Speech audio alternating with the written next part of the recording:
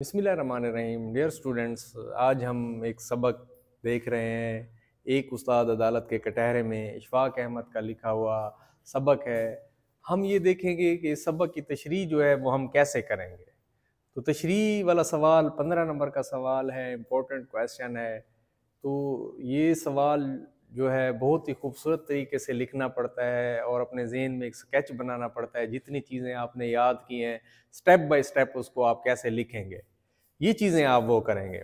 अब देखें, जब आप 1+1+3+10 बराबर 15 नंबर का ये सवाल है, 3 नंबर का सियाक व सबाक है। जब सियाक व सबाक लिखेंगे तो सियाक व सबाक जब लिखेंगे ना, तो उसमें पहले अंदाज़ा लगाएंगे। ज़ेर तशरीह इक़्तिबास सबक के तकरीबन शुरू वाले, दरमियानी, आखिरी हिस्से से लिया गया है। शामिल निसाब सबक कहाँ से माखूज़ है और इक़्तिबास से कबल जो है वो मुसन्निफ़ कहते हैं। तो ये उससे अंदाज़ा हो जाएगा कि बच्चे को पता है सबक का पैरा कहाँ से आया हुआ है। तो अब देखो 5-7 फिर तशरीह की तरफ आएंगे। 5-7 लाइनें ये अच्छी अच्छी इसमें से जो है ना आप लोगों ने डिफरेंट करके लिखी हुई हैं। 5-7 लाइनें आप उसमें से ऐड करेंगे एक ऐसे सीक्वेंस के साथ ना, ऐसे साइड से। फिर तशरीह तलब इक़्तिबास में मुसन्निफ़ कहते हैं उसी पैराग्राफ को जो है आप आगे बढ़ाएंगे। ठीक है, आप अपने ज़हन में एक स्केच होगा, आपको चीज़ें याद होंगी, मौके की मुनासबत से याद होंगी, जो वो पूरा खुलासा आपको आता होता है। ठीक है, तो उस वाली चीज़ें आप उसमें उसी मुनासबत से ऐड करते जाएंगे। बस ऐसे ही होगा। अब देखें, ये आप बीती है चूँकि, तो लुत्फ़ है कौन सी कहानी में, आप बीती कहूँ कि जग बीती। फिर रोशनी फैज़ है मौलम का, ये उस्ताद और टीचर के हवाले से जो है ना है ये कि उनकी कितनी मतलब कि बुकत है, हैसियत है। अच्छा, फिर वो हमेशा देर कर देता हूँ मैं हर काम करने में। यहाँ पर वो इसलिए होता है ना कि चालान टाइम के ऊपर जमा नहीं करवाते, हमेशा देर करते रहते हैं। तो उसी मुनासबत से लिख पाएंगे आप। फिर वतन से दूर आफत के मारे भी होते हैं, ये शेर वैसे है। ठीक है। अच्छा, फिर वो उस्ताद जो है हमेशा वो गरीब ही होता है, यानी उसके पास इतने वसाइल नहीं होते, बेचारा हैंड टू माउथ होता है और अपनी ज़िंदगी ऐसे गुजारता है। तो उस हवाले से ये शेर आ जाएगा। ठीक है, जो अहले फजल आलिम फाजिल कहाते हैं। अच्छा, फिर इसी तरह जो है ये साथ साथ इन्हीं अशार को ऐड करते जाएंगे उसी मौके की मुनासबत से।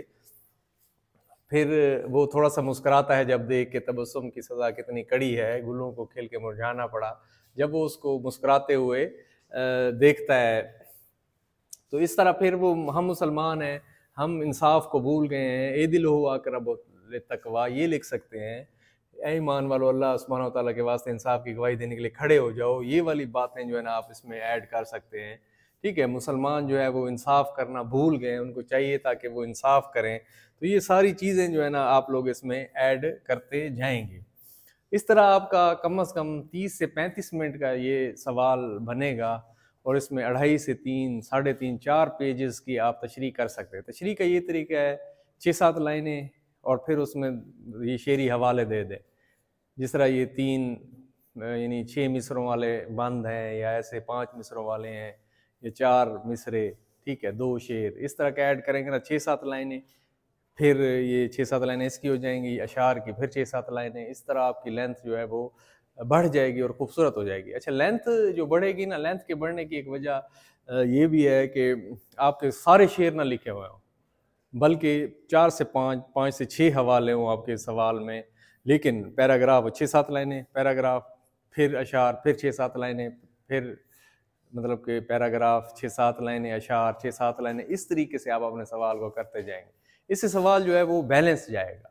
ठीक है, और 605 मार्कर भी हो जिसके नीचे कट लगा हुआ हो और आप लोग उसके ऊपर फेरते जाएं। ये सवाल दिल खाना खुदा के ऊपर मौजूद है। ठीक है, आप वहाँ से भी देख सकते हैं, तशरीहात वगैरह बनी हुई हैं। तशरीह करने का तरीका क्या है, तशरीह करने का तरीका उसी बात को बढ़ाना है, उसी चीज़ को।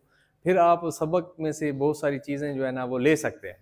सबक वाली बहुत सारी खुलासा आता होता है आपको। आप कभी ये ना कहा करें कि भाई बाज़ बच्चे कहते हैं कि हमारे ये शेर आते नहीं है, हमारे अशार जो है ना ये इस मौके की मुनासबत से नहीं। आप अपने ज़हन में एक स्केच बनाएं, खाका बनाएं, ये चीज़ें तैयार करें और अपने अच्छे तरीके से उसी एक सीक्वेंस के साथ जो है ना उसमें उतारते जाएं। थोड़ा सा ऊपर मतलब कि हवाला देते, नसरी बातें आएंगी, उसी मुनासबत से आप शेर लिख देंगे। फिर नसरी बातें आएंगी और जो आता है वो घुमा फिरा के लिख दो। 30 से 35 मिनट मज़े से इस सवाल को करो। जब आप इस सवाल को करोगे इंशाल्लाह तो आपका ये सवाल बहुत ही खूबसूरत होगा, पेपर भी आपका खूबसूरत होगा, क्योंकि ये इम्पोर्टेंट तरीन जो है क्वेश्चन है अहम तरीन क्वेश्चन है। तो इस क्वेश्चन को आप इंशाल्लाह बहुत अच्छे तरीके से कीजिएगा। ये बड़ी मेहनत से जो है ना ये लिखे गए हैं, ये चीज़ें आपने ऐड करनी है और इजी नोट्स के हवाले से है।